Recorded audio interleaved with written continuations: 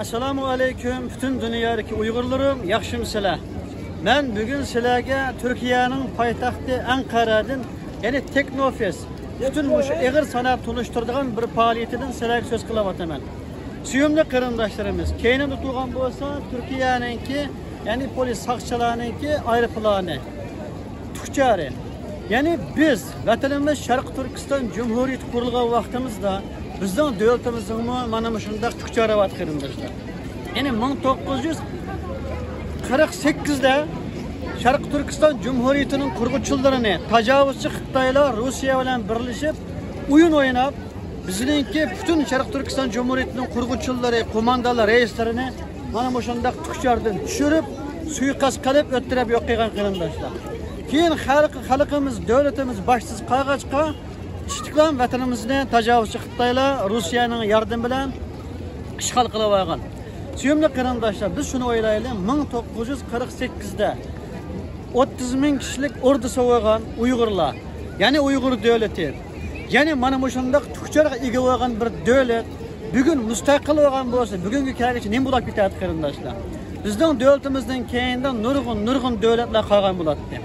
İnşallah yine biz vatanımızda müstakil kıysak Allah kalırsa yine bütün dünyanın aldığı ülkelik edek. İçimizde, aramızda, yanımızda bilim adamları var, din adamları var, hem teknik adamları var, profesör doktorlarımız var, hem bizimki akıllık Uygur milletimiz var, yani Uygur halkımız var. Hem bulup terakkiyat için en mühim olan narsa iktisadi baylık kırındaşlar. Bizim vatanımız Şarkı Türkistan'ın hem yeri, zemini, tege, tüpsü baylık kırındaşlar. Biz vatanımızda muşu 70 net yıl mabeyinde tecavüzçü Xitaylı 1 milyardınca koygan tecavüzçü Xitaylı'nın 56 milletine bekip geldi kırındaşlar.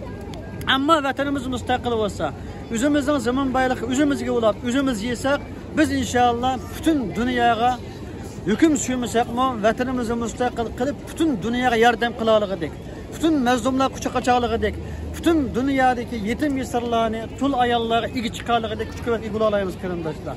Şunun için biz hiç çıkınmayı, en evvel vatanımızın müstakillik için canımız var, canımız ne, melemiz var, melemiz ne, fida kılışımız gerek kırındaşlar. Bu yoldan asla yanılmasımız gerek. Yakında kögünanlardaki Rusya'nınki Ukrayna karşı, yani bu şu kıygan, işgal karşı çıkanlık için bir komandanını şunu mana şundaq Türkçerden düşürüp ötkerdi kırındaşlar. Misal Türkiye'de Muhsin'in yazgıcı oğlu deydiğin bir reis var idi. Bu lider Uygurlarga bek köngül bölgen. Şu Muhsin'in yazgıcı oğlumu Türkçerden düşürüp ötkergen kırındaşlar. Bu tarihten bu yani Rus ve Xitay'ınki hem taşka düşmanınki liderlerini öttürüş yok kılıştaki koluna batkan taktikisi yani havadan Türkçerden düşürüşken kırındaşlar. Mana bu şunu bütün halkımız bulup koyaş gerekken. Ve ondan başka zehirlep öttürüp yürek küsüyle öldü deydiğin iş mana bu şunu Xitaylarınki yine bir taktik kırındaşlar. Köydük müsü ayla burun Abdülhamid Uygur şairimiz zehirlep öttürüldü. Onun da Abdülkim Məxsum Hacıkimiz hem vatanımızda İsa Dayımullah ve şuna okşayan nurgulduğun alimlerimiz, ziyaliyelerimiz, siyasi adamlarımız zehirlep öttürüldü. Şunun için özü bir lider olgan, mühim olgan Uygur evlatları yani inşallah vatan için, millet için özünü mühim dep oylaydigan, tecavüzçü Xitay nazarda xatarlik olgan insanlar bir yemek içmekке, yani biz katlaş kuralıga dikkat kılışımız gerekli kırındaşlar.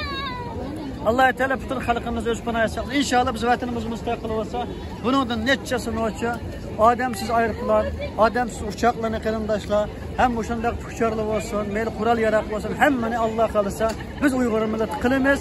Yani şu dünyanın aldığı Allah kalırsa biz ötemiz. Allah Uygur milleti birlik ve beraberlik ata kılsın.